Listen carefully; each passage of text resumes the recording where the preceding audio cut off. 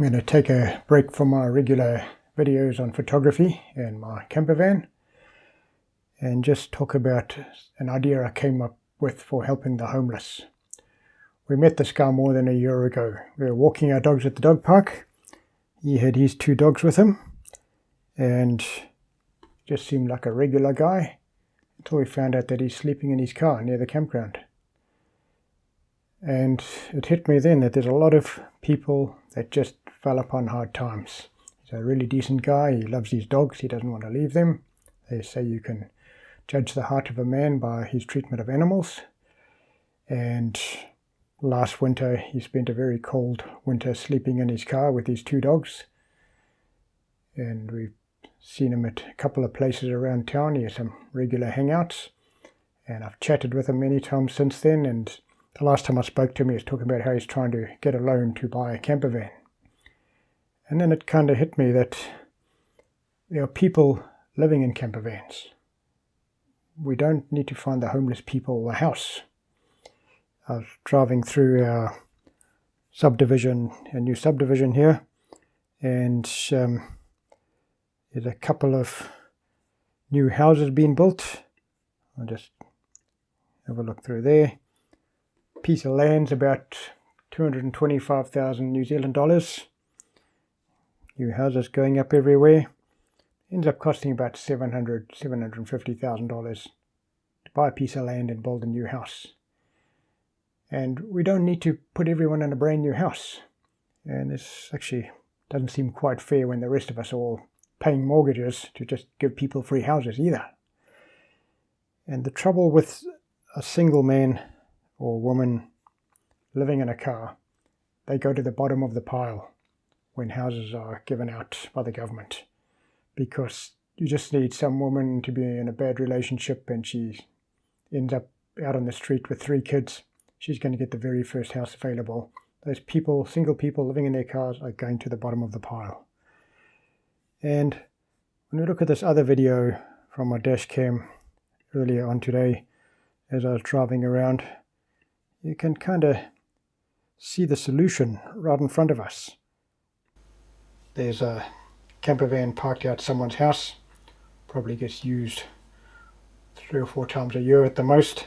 There's another camper van next to someone else's house.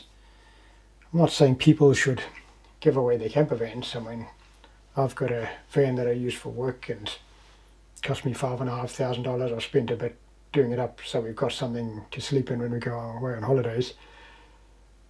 But there's something called the Give a Little page where you can arrange for people to give donations to help buy something. Here's another bus on the side of the road.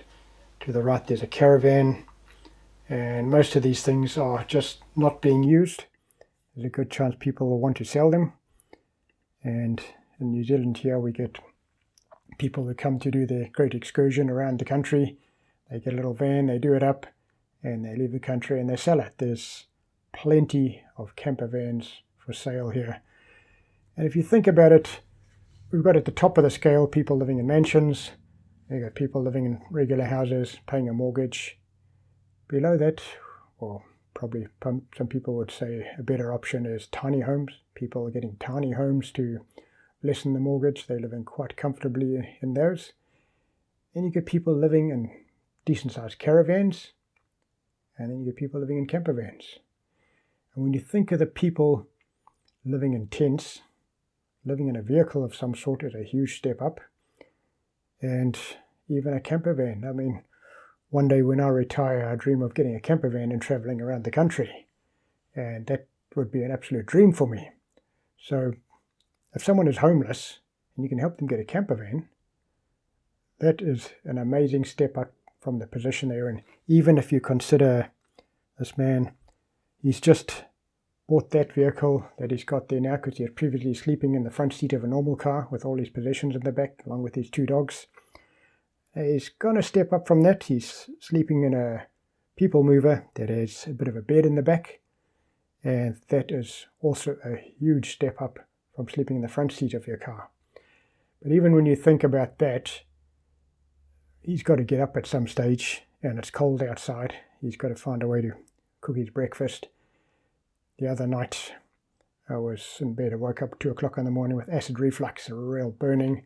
And I know I've got to get up and I've got to walk around a bit and sip some hot water, and I've got to stay up for about an hour before I can lie down again comfortably. Imagine if you're lying in the back of a people mover like that, rainy winter's night, and you get acid reflux. What are you going to do? You're going to have to get a raincoat on or something like that, and you've got to walk around in the rain outside. And you've got to get back in again in an hour's time and try and go back to sleep with your head all wet and sweaty from the raincoat and all of that. So one step up from that now is somewhere where you can sit up straight or have a bit of headroom even. Let's have a look what's available. I go on Facebook Marketplace and I look up campervans. There's quite a selection there. And the first one I clicked on, Nissan Elgrand 2003, $3,500. Where you got something that someone can sleep in at the back, pretty decent amount of storage space, there's a place to cook, you got the tail of the thing up there, you got a place out of the rain where you can cook and wash dishes and things like that. And that is one huge step beyond sleeping in the back of a people mover. We go to the next option, Isuzu Fargo, $3,250. Bit of headroom there, a sink. Look at that, that is luxury compared to sleeping in the front seat of your car. $8,000 Toyota Alphard, fully contained camper. That means it's got its own toilet.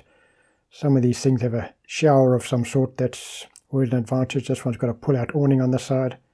All for 8,000 New Zealand dollars.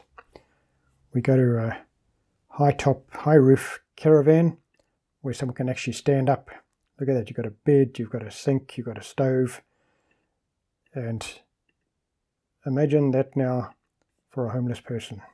Being able to get something like this up to $15,000, probably a bed at the top and a shower and kitchen, and that is absolute luxury.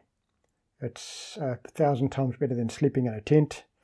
And the thing is, if we give people tents, where are they going to put them? They're going to get moved on at some stage. You're all clustered together somewhere and you've got to put up with who knows what, which is where I'll come to the point of who I would be prepared to help. There's two main categories of homeless people. Some of it's self-inflicted. Someone's got a drug habit, alcoholic, gambling habit, and they just waste all their money. I'm not going to try and buy them a camper van that they're going to sell and use to fund their addiction. It's just the fact of life. They're going to have to fix their issues. Otherwise, we're just throwing money away. And then you get the people who just had hard times. A few months ago, we met this woman living in her car. She'd been with her husband for 30 years. And all of a sudden, the marriage goes down the drain and she's kicked out of the house. Now she's living in a car. It's people like that who thought they had everything sorted and something just goes wrong. I would want to help someone like that. So, as I say, our solution, we look at van life. You go to YouTube, you look up van life, and there's some people saying, well, we tried van life and brutal truth about van life, watch why you shouldn't do it. There we got a couple with their dog living in a van. But then as you scroll down, from homeless to happy, $300 a month, frugal van life. So someone who was homeless, who is now in a van. That is like me going into a mansion.